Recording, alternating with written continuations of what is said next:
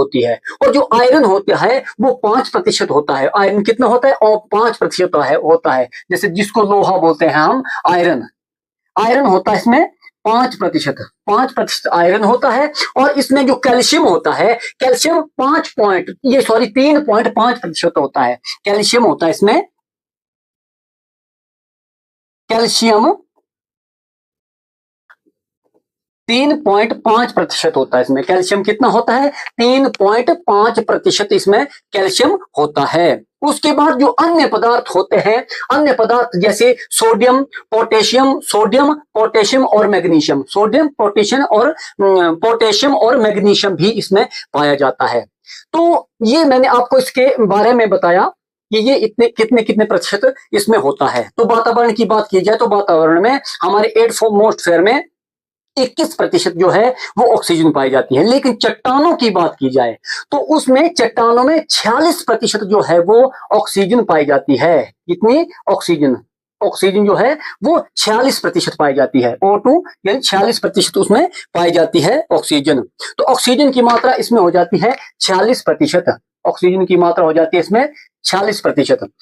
उसके बाद मैं आगे की बात करता हूं कि अब इनकी जो चट्टानों के जो विस्तार है वो कैसे होता है, चट्टानों की उत्पत्ति कैसे होती है। ये जो आज हम पहाड़ देख रहे हैं, पत्थर देख रहे हैं, जो अपने मकानों को पत्थर यूज करते हैं, हम कई प्रकार के जैसे पत्थर यूज करते हैं, तो वो कहां से आते हैं, वो कैसे बने हैं, उसके बारे में आज मैं आपको बताने वाला हूं।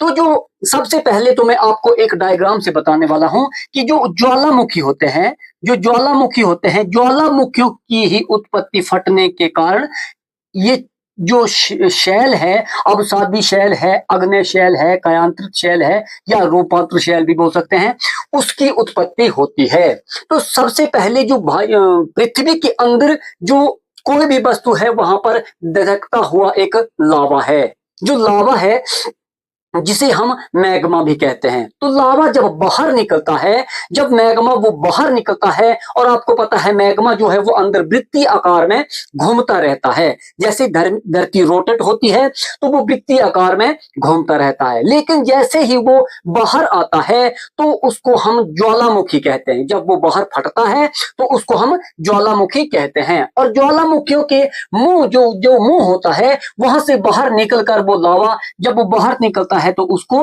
लावा बोलते हैं। और वो लावा जो है वो आगे फैल जाता है एक विशेष क्षेत्र में, उसी क्षेत्र में वो फैल जाता है और वो ठंडा हो जाता है। फिर धीरे धीरे वो जब ठंडा हो जाता है तो ये जो वस्तु होती है ये ठोस अवस्था में हो जाती है। वो लावा ठोस अवस्था में हो जाता है और एक चट्टान का रूप धारण कर लेता है।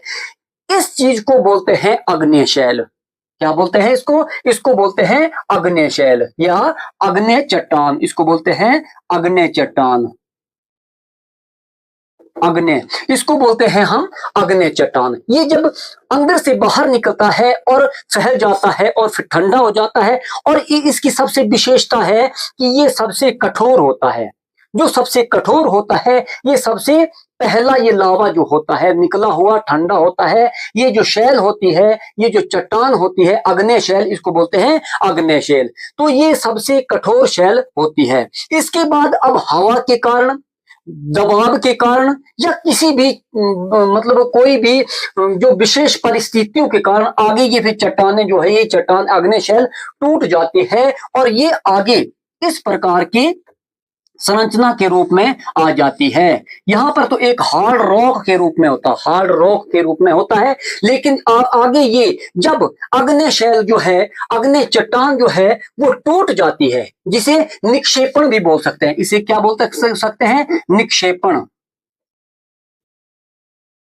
निक्षेपण, इसे निक्षेपण भी बोल सकते हैं। जब ये टूट जाती है अग्नेय शैल, जब टूट जाती है तो ये आगे फिर उनकी तह में बन जाती है। आगे जो टूट कर आगे बनती है तो उसे अवसादी शैल भी बोलते हैं। क्या बोलते हैं? अवसादी, अवसादी शैल। उसे अवसादी शैल बोलते हैं या अवसादी चट्टान भी उसको बोल सकते हैं।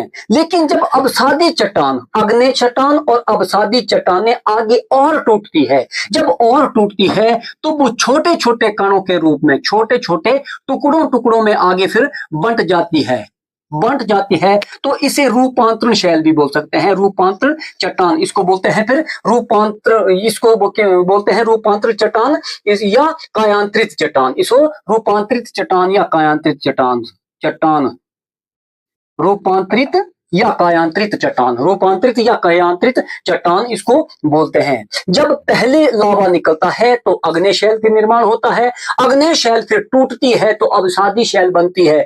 अवसादी और अग्नेय शैल जो है वो टूटती और छोटे छोटे खंडों के रूप में, टुकड़ों के रूप में हो जाते हैं, तो इसे रूपांतरित शैल या अवसादी शैल भी कहते हैं। रूपांतरित रॉक बोल सकते हैं इसको, चट्टान बोल सकते हैं या शैल बोल सकते हैं।